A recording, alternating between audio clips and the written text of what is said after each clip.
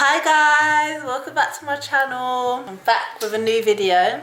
It's a story time on how I worked in a ghetto beauty salon. I am a little bit drunk because I had a bottle to myself of wine. And I do put Haribos in the drink, and then what happens is they blow up and then you eat them and then it explodes with alcohol. And comment down below what else you want to see, because I need ideas, you know what I mean? So I must have been about, I'm gonna go straight into the story time. So I'm 21 now, and I must have been about just turned 20 when I got the job. And obviously I was in my second year of uni and I really wanted to work. I wasn't getting any jobs in Leeds, so I thought, okay, let me get a job down in London and I can just travel because I'm originally from London. And obviously I got the job through my sister because my sister has connections and that, because she's obviously a big girl and that. I wanted to earn my own money and not just live off student finances. She said okay, so she's got connections. She managed to get me the job that I was looking for. Obviously, as I don't think you guys know, but I do beauty.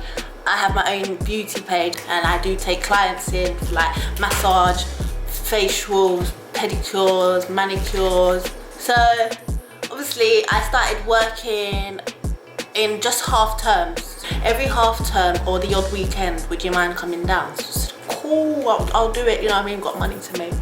And obviously the wage was all right and everything, but I can't complain in it, it was paying my bills. And so she was just like, okay, so we done a schedule and everything. Then, also it must be my first proper day, and the guy that was working in the salon, I thought he was like her brother or another owner.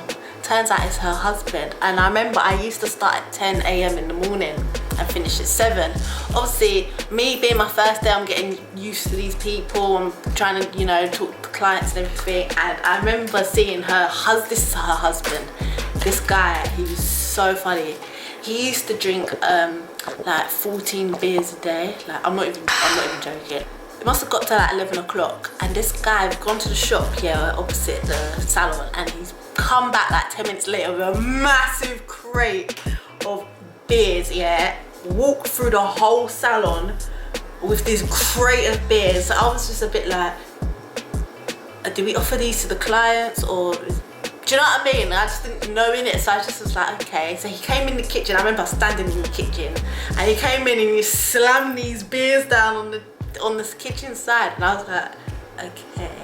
And then he was just like, right, I need you to open up the fridge door and I need you to put about 6 in there for me, and I'm gonna take the others upstairs. And I was like, all right, cool. So also I'm getting used to these people. Obviously you know what I mean, it's my first day. A few weeks later on now, when I'm working there, it's all calm, everyone's calm, she's nice. She's showing me how to do things properly, like manicures, don't go over the cuticles when it comes to paint. This guy's telling me how her husband's telling me how he just helps in the shop. The guy was not helping with nothing. He was just drinking and chatting shit to the clients. And he could smell it on his breath, like, he didn't care. So, also I'm working with the Vietnamese couple, and then there's a Jamaican lady on the other side of the shop. Cutting people's hair, you know, like shape ups, doing weaves and whatnot. Them two the Vietnamese couple and the Jamaican hairdresser just didn't get on at all. Also, me being there, I was just my boss's little helper, just helping her with little things. And they'd always argue, but it would just be like bickering, and then it would like cut off. When my boss's husband was drunk and the hairdresser and my boss would argue, I used to call him my alcoholic boss. My boss's husband would step in and like try help, but he'd make the situation way worse, because like he was just drunk all the time. He'd care, chat to her, like even the clients would be like, this is not very professional. What is this? I've booked in to get a manicure and I'm hearing blood clot, bun your blood clot in the background from the Jamaican hairdresser. My boss is bare like, I'm gonna call the police. I'm gonna call police on you. You're disturbing my client. Yeah, I used to have very eventful like days at the salon. I'd be like, okay. Obviously I got closer to my boss. She started talking to me. She started letting me know certain things about the shop and the woman cutting the hair.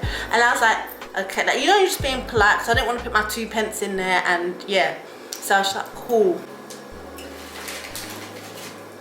So my mother and daughter, or like two people would come to the salon looking for like a pedicure, and my boss's husband would be sitting in the pedicure. Oh, the hair in my mouth.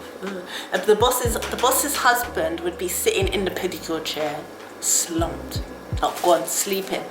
Obviously, me, because I'm getting used to working there, or so I'm not used to, so I'm thinking, oh my god, like I need 2 pedicure chairs. I need to run the waters, because I used to run the water and put like the blue tablet in and check the water temperature.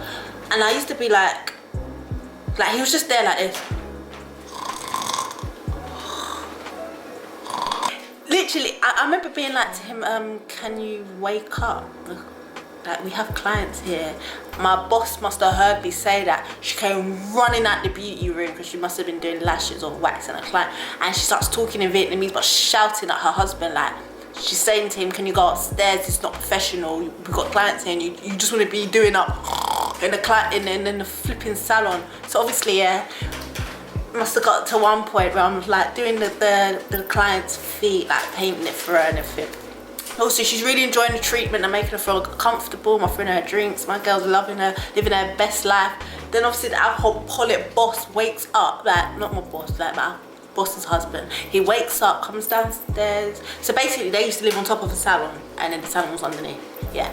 So he obviously wakes up from his 5th nap of the day and come downstairs, sobered up. And then what he'd do, he'd go straight to the kitchen, open up the fridge, and just bust open another beer, and just walk through the salon with it in his hand, like nobody's. He was treating the salon like it was a flipping nightclub or bar, like. And then one time he had 2 cats.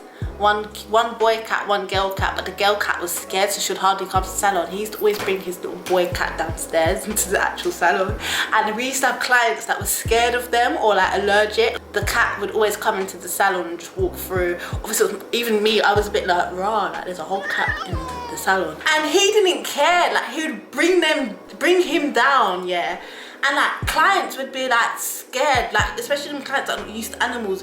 They would literally be halfway through the treatment. They're like, no, I want to go. Here's the. They'll just give me like the £10 or the £20, and they'll just go. Like they'll be walking out the shop with like just base coat on their hands, not even colour.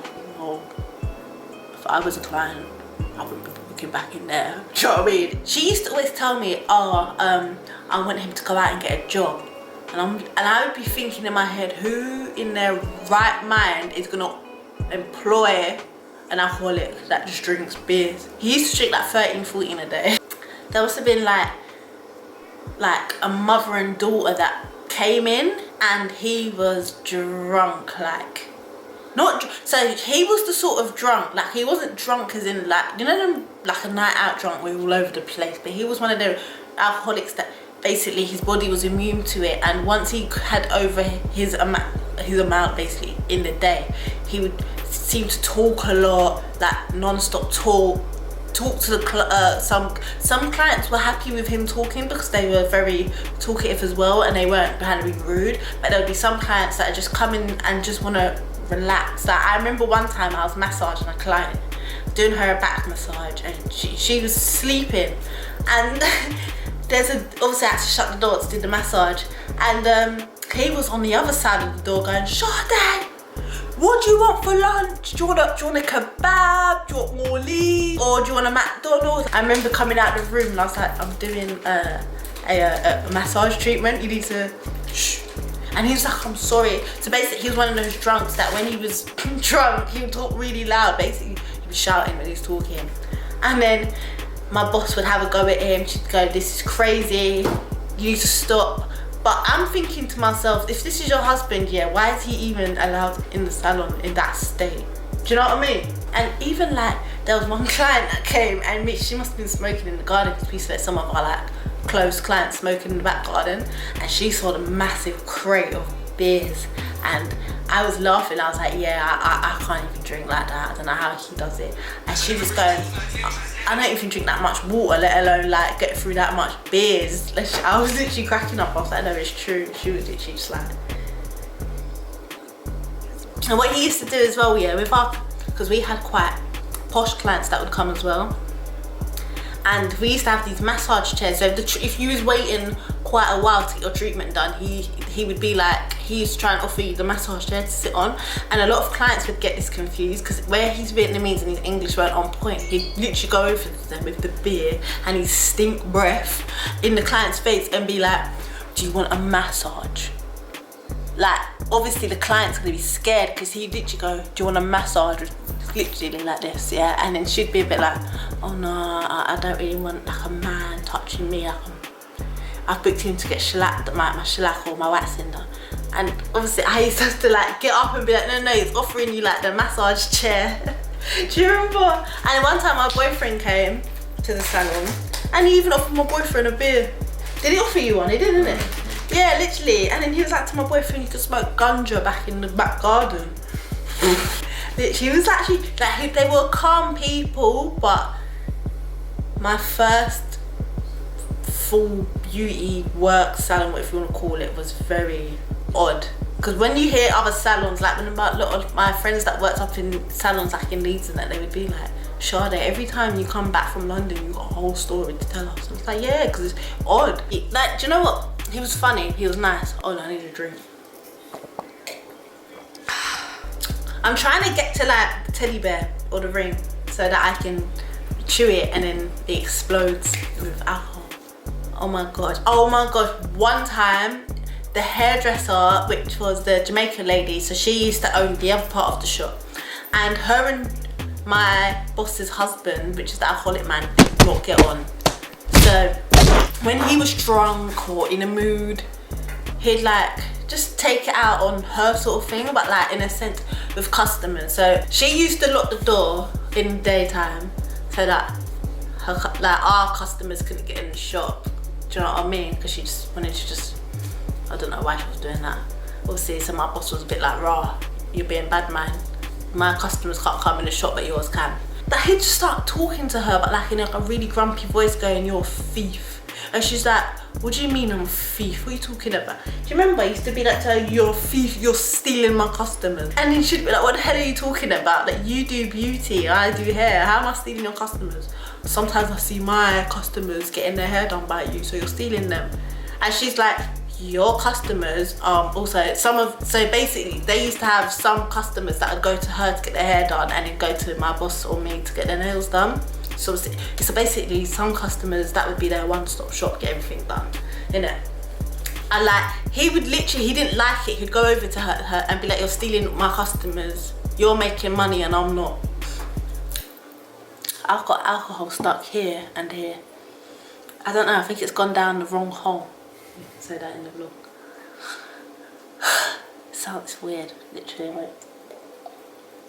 Anyway, so one time they just started arguing, doing the most, shouting. Customers are bare like, this is not professional, I'm leaving. My boss is getting like stressed out. The way you wind up in the club, everybody want to see me. Have two gal already, you must want to make it three. See the wine they are fling, make me spend off my money, but my money just a bounce, so you know say me no worry. You want me bad girl, just wine pon the cocky like a mad girl. Look on your man just a watch, make him sad girl. The way the music I take you make me glad girl. You want me bad girl. Girl you have to wine pon the cocky like a mad girl. Look on your man just a watch, make him sad girl. The way the music I take you make me glad girl. You want me bad girl.